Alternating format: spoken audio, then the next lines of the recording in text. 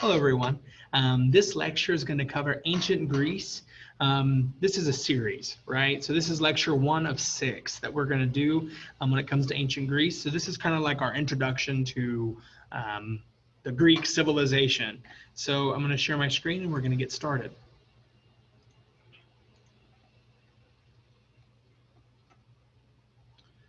Okay, so here we go. On this lecture, this one particularly, which is Ancient Greece Part 1, which covers archaic Greece. So this covers the emergence of the Greek people and their civilization out of the Dark Ages and into the light, which is the archaic period. So we have the Sea Peoples, which push not the Egyptians, sorry, which pushes the Greek people into the Dark Ages. So as elsewhere, the Dark Ages began around 1200 BC. With the arrival of various peoples. For the Mycenaean people, which is on Crete, the island of Crete, it was the Sea Peoples who did the most amount of damage, more or less destroying the Mycenaean civilization. All of the places were burned and destroyed. Populations dropped by as much as 90%, and trade networks collapsed, and people became very impoverished throughout the region. So this is what we're covering. This is Greece. Crete is down here at the bottom. This is Asia Minor, okay? So we don't know much about the Dark Ages, but we do know that it witnessed some important migrations. From the north, people came down from the north and into the Peloponnesus. When I say Peloponnesus, this is the Peloponnesus. Crete and southwestern Asia Minor. Another group of people migrated to portions of Asia Minor, which basically made this Western Asia Minor become Greek. We also know certain things about this period because of Homer, who wrote the Bibles of ancient Greece, the Iliad and the Odyssey, at the very end of the Dark Ages. Homer tells us that it was a society led roughly by equal warrior kings who were major landowners, valued victory and honor above all else. And now we're going to move into the Archaic era. So the lights come back on. We have light. Woo!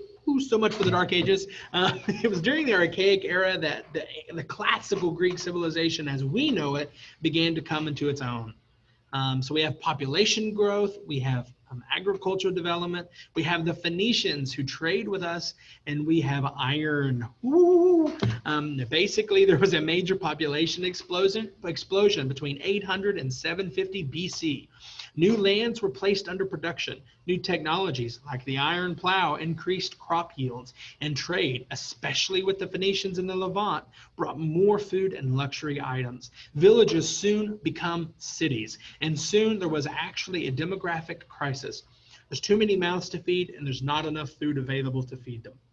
So what do? We colonize. The Greeks borrowed much from the Phoenicians. Remember, the Phoenicians are, let me annotate for just a moment. The Phoenicians are right here in the Levant. So these are called, the colonies are called apokia. Were one such thing faced with demographic problems at home, Greeks sent out colonists throughout the Mediterranean and beyond. This didn't create a Greek empire, okay? It did not. Because each colony became like its own individual, city-state. But it did spread Greek culture and ideas throughout the entire Mediterranean Sea, and it opened up Greek society for further cultural influences abroad. We have the hoplite. Increased prosperity had other consequences. A moneyed middle class emerged during the Archaic period, and it began to assert itself before the old aristocracy.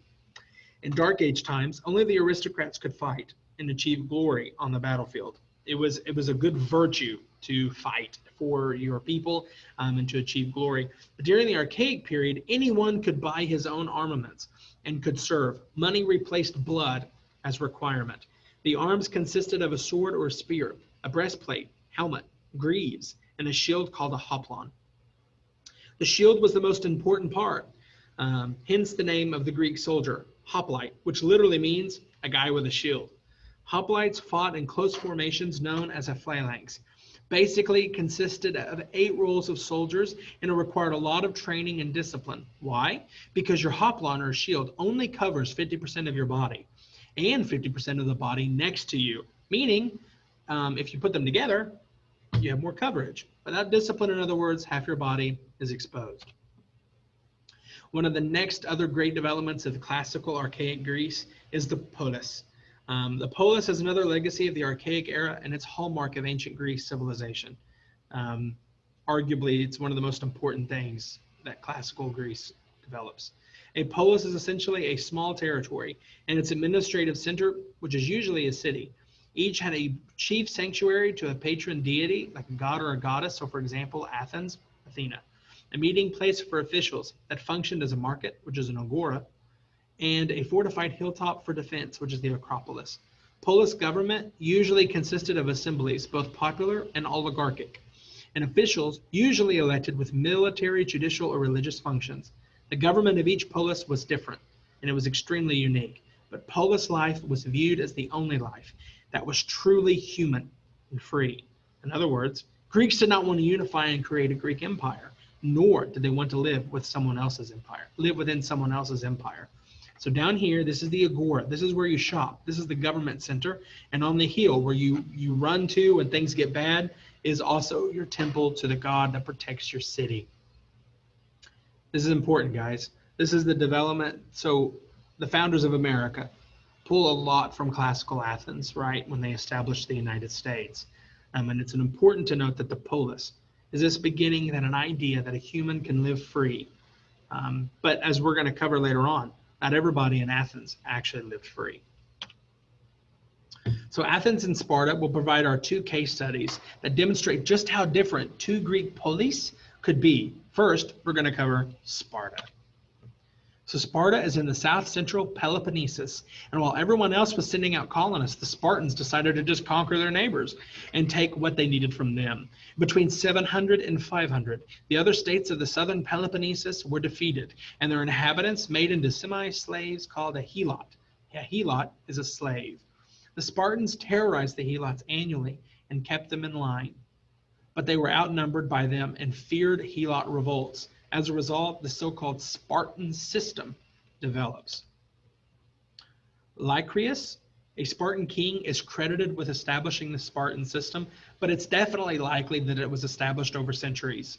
It represents a total militarization of the state. Boys were taken from their mothers at the age of 8, and they were raised by the country or by the state and rigorously trained in hoplite warfare. They developed into hardened and disciplined soldiers, and as adults, they ate, slept, and trained with their fellow soldier. They called each other homooli, which is equals, and were equal in a number of ways. They had an equal importance within their phalanx, equal voting rights in their assembly, called an appella, and equal amounts of land and helots. Remember, helots are slaves. Some were more equal than others. Spartan elders, over 60 years old, were members of an assembly called a Graiusa and had a lot of political power. There were also officials, including 2 kings and magistrates, called the ephor, who were elected yearly. The Spartans were beasts of ancient Greece. By the end of the Archaic era, they had forced nearly all of the states of the Peloponnesus into a military alliance of sorts, known as the Peloponnesian League. Only Argos resisted this. So this is important to note a couple of things. You're going to see a stark comparison or difference between Athens and Sparta. Sparta is based in military. Athens is based in philosophy and learning and critical thinking. And while the military wins in the battle, right? So Sparta might be able to conquer, but in the long run, classical Athens is prosperous because of its because it invests in the arts. The thinking that comes out of ancient Athens extends through time and is even used today. Now we're going to cover some Athens. So the story of Athens is much longer and boring, but it's also very tedious. It starts with kings and aristocrats and ends with democracy. First, the aristocrats abolished kingship, created an aristocratic assembly called the Areopagus, and magistrates called an archon. Then, under the archon Solon in 594 BC, the moneyed upper class, the non-aristocrats, were allowed to become archons. Then, in 550 BC, under Peristratus, land was confiscated from the nobility and redistributed to the poor. Peristratus also created a sense of national pride by instituting the Pantheon state-financed celebrations in honor of Athens and its gods, which is like the beginning of the Olympic Games. Then in 500 BC, Cleisthenes reorganized Attica into 10 subunits called aphiles. So Attica is this little part right here, and that's where Athens sits. Each pile was required to provide 50 men who served on a new council called the Bowl. These men were chosen at random and only served for 1 year and could only serve on the Bowl twice and not consecutively. Eventually, the Bowl replaced the Areopagus as the chief council of the Athenians. Lastly, Cleisthenes established ostracium. Every year, the people would vote to exile the one politician that they thought was the most dangerous or the most corrupt. And they voted on broken pieces of pottery called an ostraka. And the lucky politician was exiled for 10 years. So if you're corrupt and you're causing problems, the people will oust you, literally oust you for 10 years. It's kind of fascinating. Then we have the Greek alphabet. Yes, it was during the Archaic period that the Greeks adopted and modified the Phoenician alphabet, creating the Greek alphabet. Ancient Greek works in a variety of genres soon followed. After you have an alphabet, you can write things down. And then we have literature. Woo, woo, woo, woo, woo, woo. Books and reading and education. It's fun. Early literature was poetic. Homer's Iliad and the Odyssey in the 8th century BC were epics and of the utmost importance to the Greeks. If you knew Homer, you were smart. They were the equivalent of the Bible, sources for understanding the natures of the gods. They also provided models for upright and honorable and virtuous living.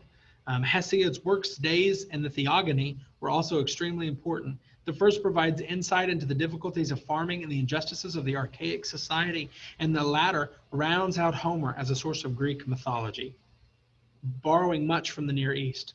Sappho wrote more individualistic works, including a love poetry to men and women.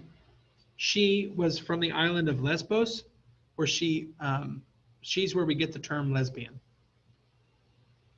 That's fascinating. So Greek philosophy. This period also witnessed the emergence of Greek philosophy. Though it was more a combination of theology, mathematics, and natural sciences, Xenophanes of Colophon came up with a monotheistic philosophy of sorts. Anaxagoras came up, remember mono means one, poly means more than one, came up with a kind of atomic theorem, claiming that everything was connected and consisted of invisible parts. Pythagoras was into numbers and emphasized mathematical ratios as a means of understanding the cosmos. He also advocated a theory of the soul. Soul and body were two different entities, and the soul is trapped inside the body until death. These ideas later went on to influence Platonism and Judeo-Christian and later Islamic thought. Pythagoras also has the nifty theorem that you learned in geometry. The Pythagorean theorem. Greek visual arts. Greek art and architecture evolved during this period, reaching the high point during the classical era, which comes after Archaic. So you have the dark, Archaic, classical. Archaic statues borrowed heavily from the Egyptian models.